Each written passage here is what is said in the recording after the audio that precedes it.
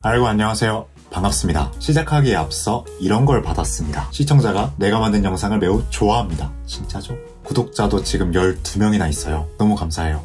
100명 가보자고. 오늘은 또 정말 난데없이 제가 나를 알아보는 법을 알려드릴게요. 갑자기요? 네. 다른 사람과 잘 지내기 위해서 가장 먼저 해야 하는 것, 그건 바로 나 자신을 아는 것입니다. 이 영상을 보고 나시면 3가지 측면에서 나를 바라볼 수 있고 자기애도 기를 수 있으며 남들의 시선에 너무 신경 쓰지 않는 우리가 될 수 있습니다. 완전 대박이죠? 그렇다면 바로 가보죠. 자, 그럼 먼저 조금만, 진짜 조금만 학문적인 이야기를 해볼게요. 근데 방금 생각난 건데 죄송해요. 옛날에 선비들이 학문을 닦았잖아요. 근데 학문이 똥구멍 죄송합니다. 제가 나이를 똥구멍으로 먹었나봐요. 어쨌든 조금 학술적인 이야기를 해보면 나라는 개념은 심리학, 철학, 정신분석학에서 내리는 정의가 다르더라고요. 저는 그중에 심리학적으로 나 자신에 대한 의식이나 관념으로 풀어가 보려고 합니다. 쉽게 말해서 내가 생각하는 내 모습입니다. 필연적으로 주관적일 수밖에 없겠죠. 그래도 혼자 생각하는 거니까 최대한 거리를 두고 깜짝이야.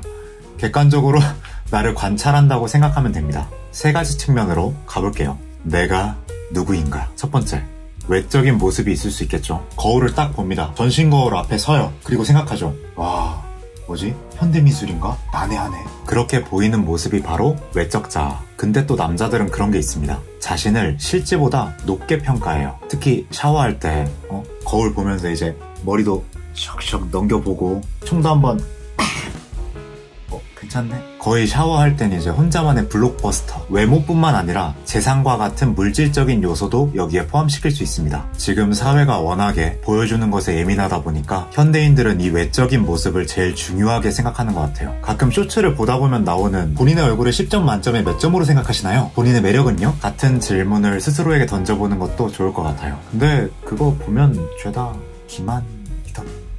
인정? 두 번째는 심리적인 나의 모습입니다. 쉽게 생각할 수 있는 성격, 가치관뿐만이 아니라 내가 잘하는 거, 적성, 내가 좋아하는 거, 취미, 더 나아가 종교. 종교적인 것도 포함될 수 있습니다. 물어볼 사람이 없으니 저를 봐볼게요. 자, 성격. 저는 내성적이지만 친한 사람한테는 이제 제 모든 걸 다 개방해버립니다. 어디까지 개방하나요? 몸에 있는 점의 개수도 상당히 감성적이에요. 그래 보이지 않나요? 아닌가? 그리고 저의 가치관은 이걸 여기서 말하게 될 줄은 몰랐는데 내가 나의 세상을 바꾸기 전까지 남의 세상을 바꾸지 말자. 이게 무슨 말이야? 네가 닥터 스트레인지야? 전자레인지예요. 그러니까 나부터 잘하자는 가치관, 신념을 가지고 있는 거죠. 좋아하는 취미는 보는 거 좋아합니다. 뭘요? 관음증이세요? 아니고 영화나 드라마, 가끔 애니메이션 같은 것도 봅니다. 잘하는 건요? 혼잣말? 그리고 연기 좀 잘하는 것 같기도. 진짜 질척거리지 마. 짜증나니까. 이런 거. 웹드라마, 소속사, 전화 줘. 자, 그리고 마지막으로 정말 중요한 사회적 자아가 있습니다. 사회적 자아? 뭘까요? 이건 사회 속에서, 인간관계 속에서의 나의 모습, 나의 위치, 약간 계급적인 걸 수도 있고, 관계 속에서 내가 맡고 있는 역할, 중재자이거나 분위기 메이커이거나, 이 부분은 객관적으로 보기가 쉬운 편입니다. 만약 직장인이라면 직급이나 하는 일들이 정해져 있으니까요. 그렇다면 차라리 내가 남들에게 받고 있는 평가가 사회적 자아의 모습이 될 수 있습니다. 이렇게 외적, 심리적, 사회적으로 내가 생각하는 내 모습이 있을 텐데 내가 되고 싶은, 또 남들에게 보여주고 싶은 이상적인 모습이 있을 수 있겠죠? 당연히. 지금 내 모습은 아니지만 내 외적인 모습은 이랬으면 좋겠고 내 성격, 가치관은 이런 쪽이었으면 좋겠고 또 사회적으로 이 정도의 위치에 있고 이런 평가를 받고 싶다 같은 거요. 이걸 워너비라고 부를게요. 워너비. 현재는 배 나온 아저씨지만 저도 여름에 운동 빡 해가지고 와!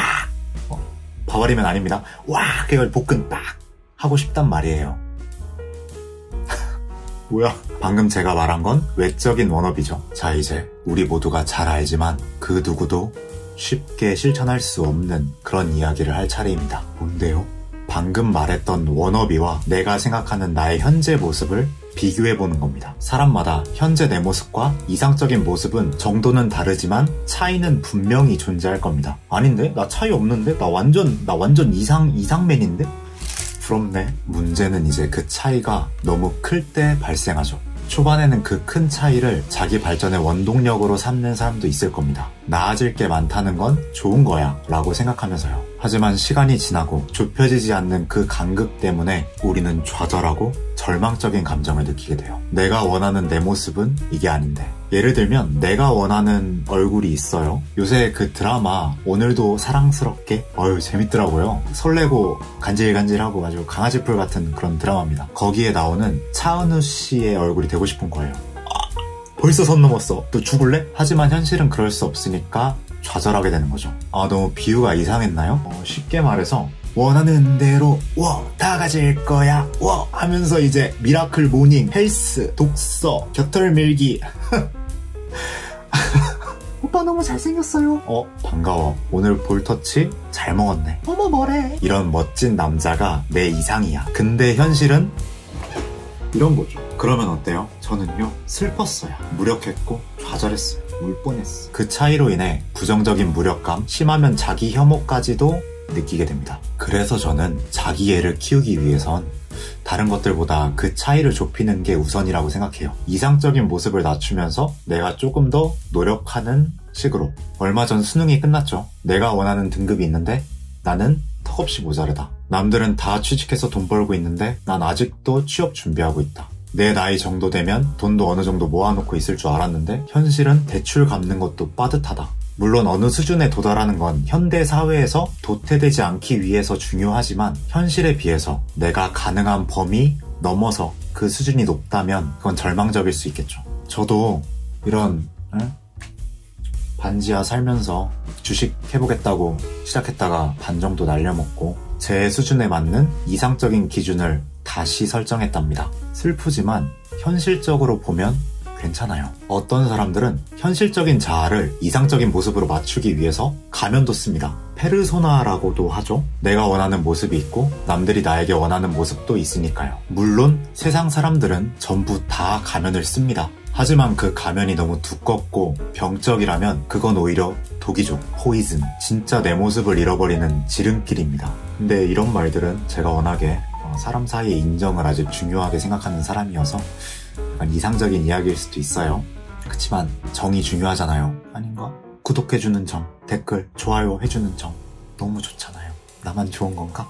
요새 우울증에 관한 벽돌책 하나 읽고 있는데 저는 그 가면 자체에서 우울증과 상당한 스트레스가 올 수 있다고 생각합니다. 연예인들이 극단적인 선택을 하는 경우도 있잖아요. 그분들은 자신의 모습에 대해서 상당한 이질감을 느낀 게 아닐까 하고 감히 추측을 해봅니다. 우리는 끊임없이 남들과 비교를 하면서 살아갑니다. 하지만 그 비교가 내면에서까지 이루어진다면 저는 이상을 낮추든 나를 높이든 방법을 취해야 된다고 생각해요. 그리고 오히려 저는 이상을 낮추는 쪽을 선택할 겁니다. 에휴 이 나약한 놈.